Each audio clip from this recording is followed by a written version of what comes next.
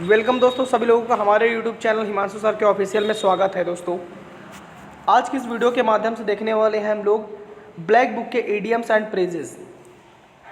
हाँ फ्रेंड्स, इसमें से 1 से लेकर 23 तक के हम इंक्लूड किए हैं इडियम्स एंड फ्रेजेस को, जो कि हमारी ये ब्लैक बुक का न्यू एडिशन है, यानी कि 2023 एडिशन के ये क्वेश्चन मैं कराने वाला हूँ दोस्तों। ठीक है, चलिए शुरुआत करते हैं दोस्तों। और ये सारे क्वेश्चन इंपॉर्टेंट हैं जो कि एग्ज़ाम में पूछे जाते हैं दोस्तों। क्वेश्चन है पहला, a bad hair day. A bad hair day का मतलब क्या होता है? तो ए बैड हेयर डे का मतलब होता है दोस्तों मनहूस दिन। क्या होता है? मनहूस दिन, ए बैड हेयर डे।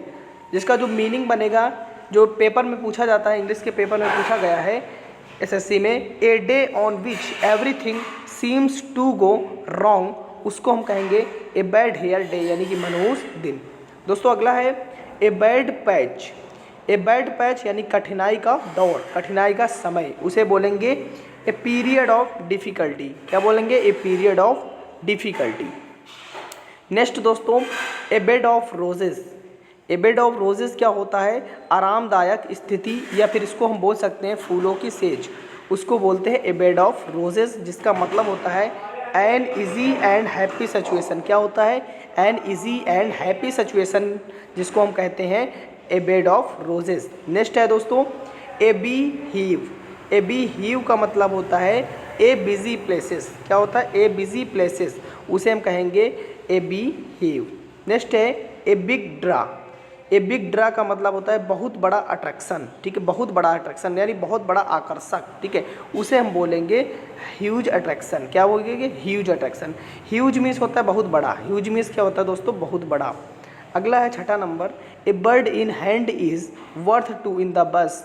इसका मतलब होता है नौ नगद न तेरा उधार। ठीक है, ये कहावत तो सुनी होगी आप दोस्तों।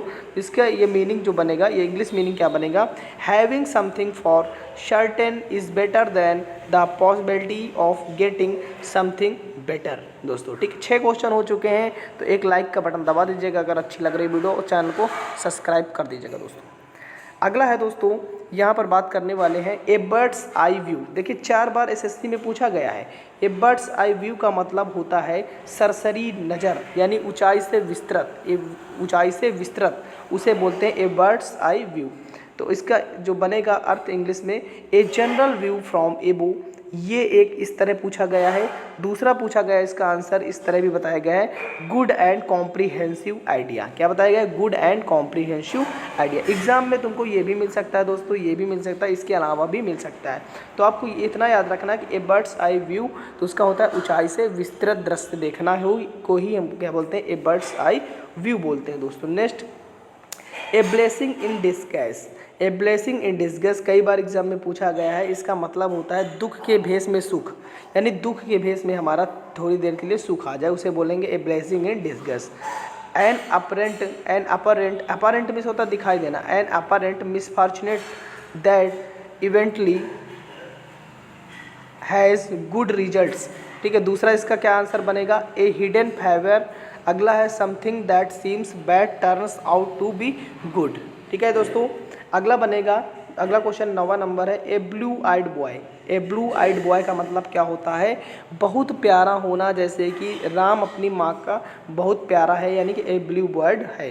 तो वन हु इज़ फेवरेट। क्या होगा? वन हु इज़ फेवरेट, इसका आंसर बनेगा दोस्तों। 10वां है ए bolt from the blue. 10 bar question आया है, ये वाला क्वेश्चन 10 बार एसएससी के डिफरेंट एग्जाम में पूछा गया है। तो ए बोल्ट फ्रॉम द ब्लू का मतलब होता है दोस्तों आकस्मिक घटना। कोई घटना अचानक से हो जाए, उसे क्या बोलेंगे? ए बोल्ट फ्रॉम द ब्लू। दोस्तों क्वेश्चन का आंसर क्या देखेंगे? समथिंग अनएक्सपेक्टेड एंड अनप्लीजेंट, इसका आंसर है। दूसरा आंसर ए कॉम्प्लीट सरप्राइज। तीसरा है ए सडन क्लैमिटी।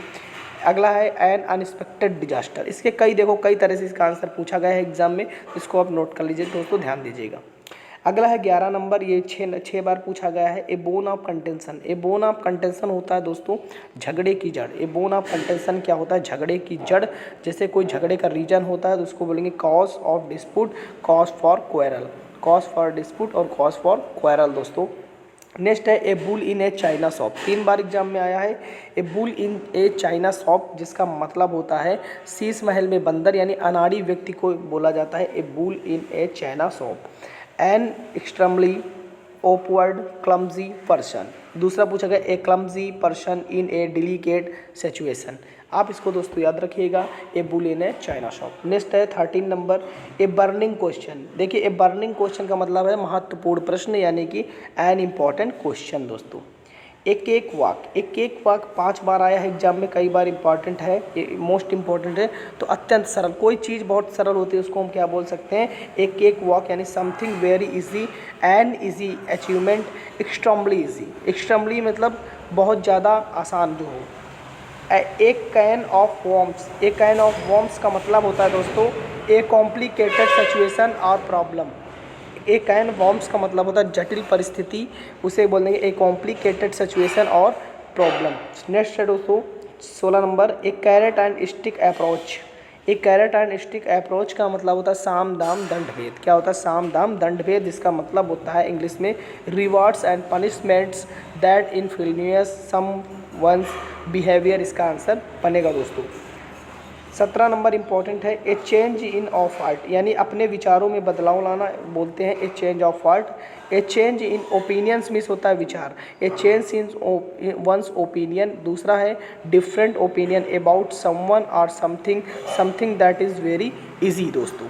ठीक है, देखिए यहाँ पर ए child's play, a child's play यानी बच्चों का खेल है, तो यहाँ पर बच्चों का खेल यानी आसान काम को हम क्या बोलेंगे, a child's play something that is very easy, इसका आंसर बनेगा, याद रखिए दोस्तों। 19वां नंबर है a chip off the old block. A chip off the old block कई बार एग्जाम में पूछा गया दोस्तों, इंपॉर्टेंट है।